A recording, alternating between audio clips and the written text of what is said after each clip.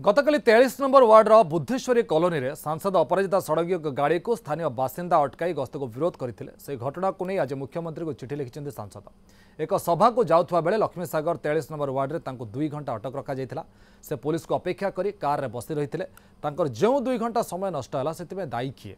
नष्ट होता समय किपरि भरण हेबो बोली से प्रश्न करपटे घटना रे प्रतिक्रिया रखी बीजेडी कही जड़े लोकप्रतिनिधि हिसाब से आम सब प्रस्तुत रहा दरकार। लोके सब प्रश्न पचारे से अधिकार लोकंर अच्छी आम जदि कह मोर समय नष्ट होगा ताले कौन कह महिला माने भुवनेश्वर सांसद को प्रश्न पचारुले महिला मान को उत्तर देवाक एत भयभीत कहीं भुवनेश्वर सांसद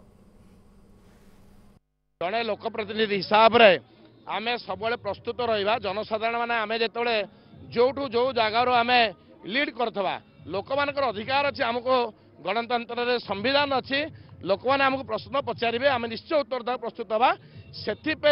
आम जदि कहवा जे मोर समय होगला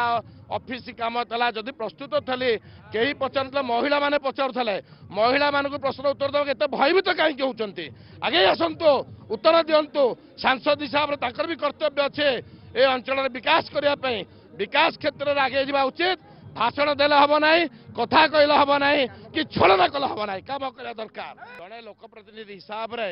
आम सब प्रस्तुत रहा।